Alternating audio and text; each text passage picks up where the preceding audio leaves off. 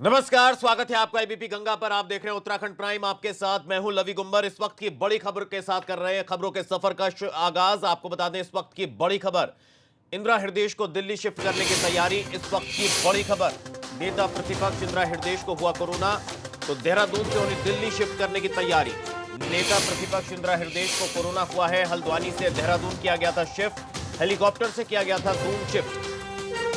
तो अस्पताल की व्यवस्थाओं से नाराजगी। इस वक्त की बड़ी खबर, दून के अस्पतालों में व्यवस्थाएं ठीक नहीं, यह कहना है नेता प्रतिपक्ष इंदिरा हृदयेश और उनके परिजनों का। तो दून के अस्पतालों में व्यवस्थाएं ठीक नहीं और इसी को लेकर एक बार फिर अस्पताल बदला जा रहा है। अब दिल्ली लाने की उनको तैयारी। इस वक्त की बड़ी खबर, तो नेता प्रतिपक्ष इंदिरा हृदयेश को दिल्ली शिफ्ट करने की तैयारी। इस वक्त की बड़ी खबर,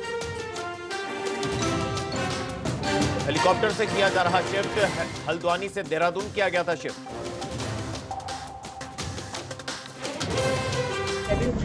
सुबह 97 था, बुखार भी नहीं है, कहीं कोई तकलीफ नहीं है। अब कोरोना का पता नहीं चलता है, तो इसलिए इसकी केयर इसलिए करनी चाहिए कि लंग्स वगैरह इफेक्टेड ना हो। तो सुना आपने नेता प्रतिपक्ष इंदिरा हृदयेश को। उन्होंने कहा कि उन्हें बिल्कुल तकलीफ नहीं थी, उन्हें नहीं पता था, लेकिन कोरोना हुआ। कोरोना पॉजिटिव आने के बाद अब उन्हें अस्पताल भर्ती कराया गया, पहले हल्द्वानी और हल्द्वानी से देहरादून शिफ्ट किया गया। तो बड़ी खबर इस वक्त की आपको बता रहे हैं, अस्पताल की व्यवस्थाओं को लेकर नाराजगी जताई है नेता प्रतिपक्ष इंदिरा हृदयेश ने और उन्हें दिल्ली शिफ्ट करने की तैयारी। इस वक्त की बड़ी खबर।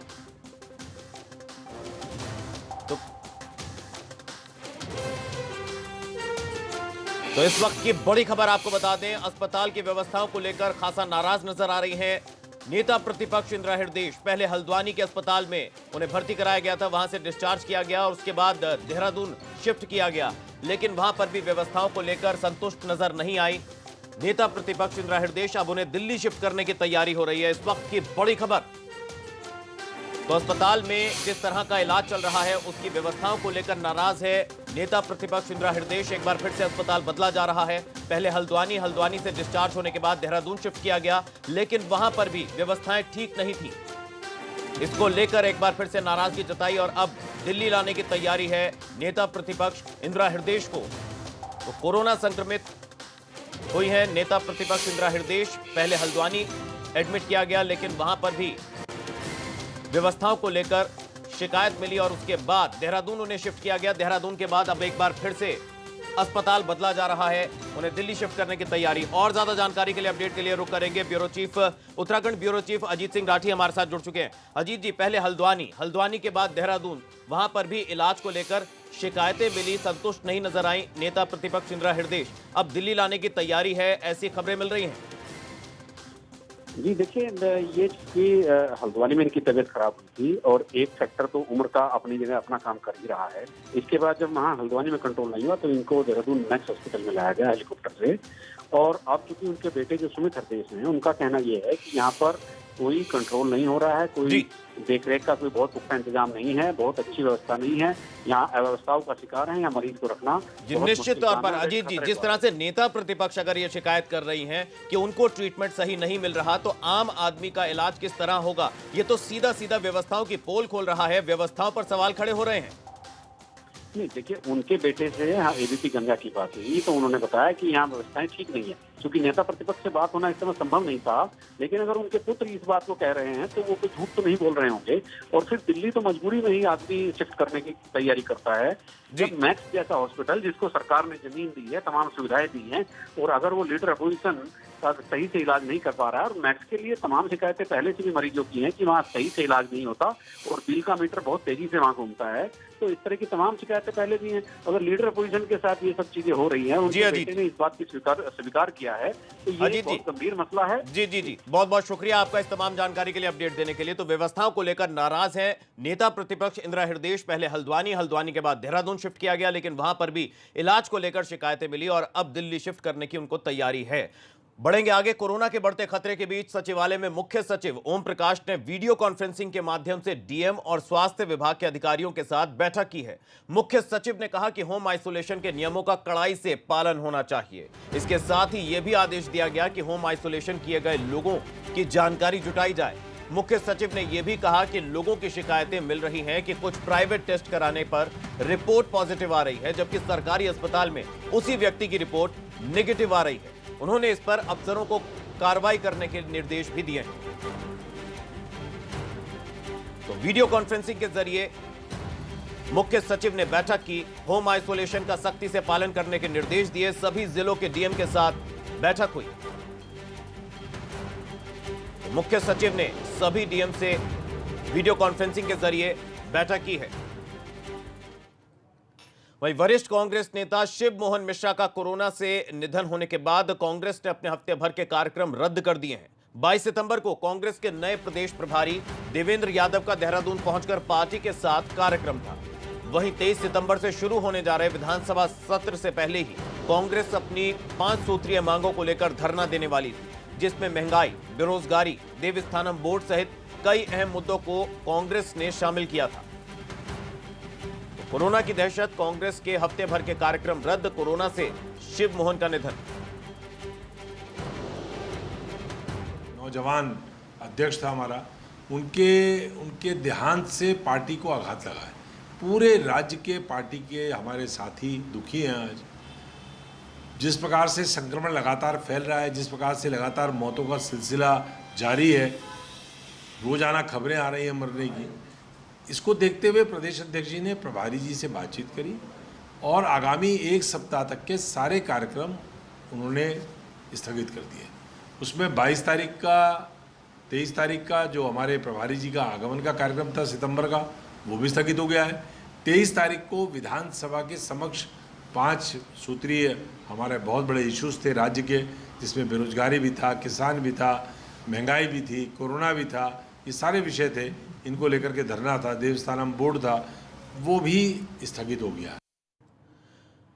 तो कांग्रेस के हफ्ते भर के कार्यक्रम रद्द हो गए। वहीं कोरोना की वजह से देहरादून नगर निगम की बैठक फरवरी महीने के बाद नहीं हो पाई है। ऐसे में सोमवार को सभी पार्षदों के साथ कार्यकारिणी की बैठक रखी गई है।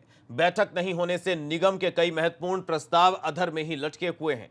देहरादून नगर निगम में लगातार अधिकारियों और कर्मचारियों के कोरोना पॉजिटिव आने की वजह से निगम बार बार बंद करना पड़ रहा है। तो फरवरी महीने के बाद से अब तक नहीं हुई कोई भी बैठक। निगम की बैठक पर कोरोना का असर दिख रहा है। 21 सितंबर को निगम की कार्यकारिणी बैठक। कुछ नीतिगत विषय भी होते हैं जिनको अगर बोर्ड बैठक नहीं हो पा रही तो कार्यकारिणी से पास करके उस पर आगे बढ़ा जा सकता है। इन दी एंटिसिपेशन की आगामी बोर्ड बैठक में उसका अप्रूवल ले लिया जाएगा। और इसके अलावा इसके पीछे एक पर्पज़ ये भी है कि काफ़ी दिनों से एक संवाद जो होना चाहिए हमारे माननीय पार्षद गणों का, नगर निगम के अधिकारियों से और माननीय मेयर महोदय के साथ, तो इसीलिए मंडे को संभावना है कि कार्यकारिणी समिति की बैठक संपन्न होगी। वहीं काशीपुर तहसील में कार्यरत 2 महिलाओं को कोरोना पॉजिटिव आने के बाद तहसील को सील कर दिया गया है। अब 3 दिन तक तहसील में कोई भी काम नहीं होगा। इस दौरान तहसील को सैनिटाइज किया जाएगा, साथ ही तहसील के कर्मचारियों की कोविड जांच भी होगी। इन महिलाओं के संपर्क में आने वाले सभी कर्मचारियों की कोरोना जांच होगी। तो तहसील में 3 दिन के लिए तहसील को सील किया गया। अब यहां सैनिटाइजेशन का काम होगा। तो तहसील में कार्यरत महिलाएं कोरोना पॉजिटिव, 3 दिन के लिए तहसील को सील किया गया।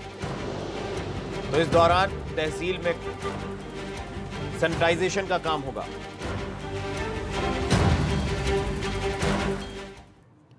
और बड़ी खबर कोरोना को लेकर, उत्तराखंड में कोरोना संक्रमण के सारे रिकॉर्ड तोड़े। इस वक्त की बड़ी खबर, 24 घंटे में कोरोना के 2078 नए मरीज मिले। देहरादून में सबसे ज्यादा 668 मरीज मिले। इस वक्त की बड़ी खबर, हरिद्वार में 289 मरीज मिलने से हड़कंप। नैनीताल में कोरोना के 231 नए मरीज। तो इस वक्त की बड़ी खबर, कोरोना मीटर आपको बता दें लगातार बढ़ रहा है। पहाड़ों पर उत्तराखंड में कोरोना संक्रमण ने सारे रिकॉर्ड तोड़े। 24 घंटे में कोरोना के 2078 नए मरीज मिले हैं। देहरादून में सबसे ज्यादा 668 मरीज मिले। वहीं हरिद्वार में 289 मरीज मिलने से हड़कंप मचा। नैनीताल में भी कोरोना के 231 नए मरीज। वहीं उत्तराखंड का 1 दिवसीय मानसून सत्र 23 सितंबर को होना है। इसी को लेकर विधानसभा अध्यक्ष प्रेमचंद अग्रवाल ने विधानसभा भवन के सभा मंडप का निरीक्षण किया। कोविड गाइडलाइंस की वजह से एनआईसी और सूचना प्रौद्योगिकी विकास एजेंसी के माध्यम से विधायकों को वर्चुअल जुड़ने की व्यवस्था की जा रही है। तो विधानसभा अध्यक्ष ने निरीक्षण किया है और शेष जो बचेंगे वो हमारा जो कक्ष संख्या 107 है उसमें हम लोग उनको बैठाने की बात कर रहे हैं और वहाँ से हम लोग उनको सीधा वर्चुअल जुड़ने का हमने सिस्टम तैयार किया। वो भी मैं यहाँ देखने आया हूँ और मुझे लगता है कि अभी मैंने टेस्टिंग के तौर पे भी देखा है। यहाँ के अलावा जो अन्य विधायक जो और कहीं अपने डिस्ट्रिक्ट हेडक्वार्टर से यदि जुड़ना चाहेंगे तो उनको भी व्यवस्था रहेगी एनआईसी के माध्यम से। माननीय विधायकों को एडवाइजरी जारी कर दी गई है 21 और 22 तारीख में। जो माननीय विधायकगण देहरादून में यानी हॉस्टल में या अन्य किसी स्थान पर जहाँ की वो सूचना देंगे उनका पीसीआर टेस्टिंग होगा और उसके साथ साथ जो माननीय विधायक कहीं से टेस्टिंग करा के आ रहे हैं और नेगेटिव रिपोर्ट यदि वो सबमिट कर रहे हैं तो उसको भी हम स्वीकार करेंगे। तो सेशन की तैयारी चल रही है। उधर उत्तराखंड की भाजपा सरकार ये दावा करती है, ये कहती है कि प्रदेश में विकास की गंगा बह रही है, मगर विपक्ष में बैठी कांग्रेस का कहना है कि प्रदेश में 3.5 साल के काम में 3.5 साल के दौरान एक भी काम नहीं हुआ। कांग्रेस प्रदेश अध्यक्ष सूर्यकांत धस्माना ने कहा कि सरकार ना लोकायुक्त ला पाई और ना ही सूबे के अंदर बेरोजगारी दूर हो पाई। 2017 में आपने कहा कि हम अगर सत्ता में आएंगे तो 100 दिन के अंदर लोकायुक्त बनाएंगे। 3.5 साल बीत गए, आज लोकायुक्त राज्य को नहीं मिला। आपने कहा कि जितने राज्य में सरकारी विभागों में पद खाली पड़े हैं उनको हम भरेंगे। आज 55,000 पद पूरे राज्य में तमाम अलग अलग विभागों में खाली पड़े हैं। पुलिस तक की भर्ती आपने नहीं करी। आपने प्रदेश के अंदर 3.5 साल यहाँ का नौजवान तरस गया विज्ञप्ति देखने के लिए कि कोई तो विज्ञप्ति निकलेगी कहीं नियुक्ति की, कोई विज्ञप्ति नहीं निकली।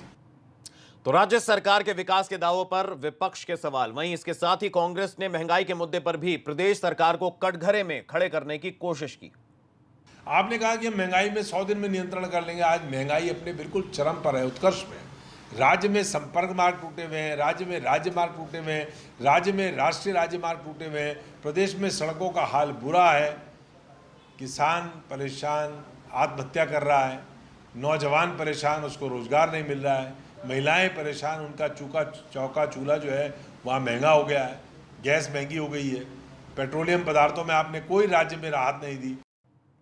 तो निश्चित तौर पर ये सभी मुद्दे एक दिन के विधानसभा मॉनसून सत्र में भी उठेंगे। वहीं ऋषिकेश में जमीन से अतिक्रमण हटाने पहुंचे प्रशासन को लोगों के विरोध का सामना करना पड़ा। इस दौरान एक महिला जेसीबी मशीन के आगे ही लेट गई, मगर प्रशासन ने हंगामे के बावजूद जमीन खाली करा दी।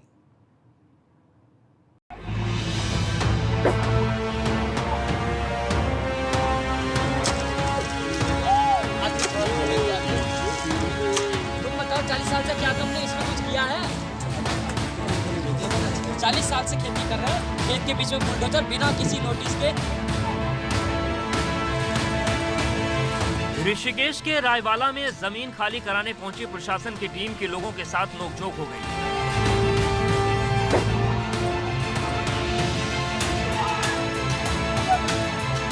प्रशासन जैसे ही जेसीबी से जमीन को खाली कराने लगा तो एक महिला प्रशासन के साथ भिड़ गई। आरोप है कि इस परिवार ने रास्ते की जमीन पर अवैध कब्जा कर रखा था। पिछले कई साल से रास्ते की जमीन पर खेती की जा रही थी। ग्राम पंचायत का एक रास्ता है जिसका अपना एक खसरा है, अपना एक खाता संख्या है 427। उसका खसरा नंबर 935 ग, जिसका रकबा 1570 वर्ग मीटर है। ये खसरा संख्या 863 से लेके ये रास्ता एमईएस के नाले के साथ साथ एमईएस पंप हाउस तक जाता है। तो इस रास्ते पे किसी व्यक्ति ने अतिक्रमण कर दिया था, एक परिवार ने, जिस संबंध में हमने तहसील में हमने एक एप्लीकेशन डाली। एसडीएम साहब ने आदेश किए थे इस रास्ते को खुलवाने के लिए। रास्ते की जमीन खाली कराने के लिए एसडीएम से शिकायत की गई। शिकायत के बाद ही प्रशासन कार्रवाई करने पहुंचा था। प्रतीत नगर में खसरा नंबर 935 गए, रकबा 0.154 हेक्टेयर रास्ता अंकित है। एसडीएम साहब के आदेश दिनांक 14 सितंबर के अनुपालन में रास्ता खुलवाने के जो है आदेश किए गए थे। उनके आदेश के अनुपालन में हमने रास्ता खुलवाया। प्रशासन ने जेसीबी की मदद से रास्ते पर बोई गई धान की फसल को नष्ट कर दिया, मगर इसी दौरान एक महिला रास्ते पर गिरकर विरोध करने लगी।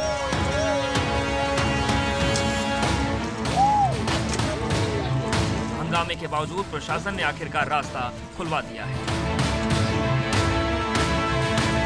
ऋषिकेश से प्रमोद नौटियाल की रिपोर्ट, एबीपी गंगा। तो विरोध के बावजूद प्रशासन ने हटाया अतिक्रमण।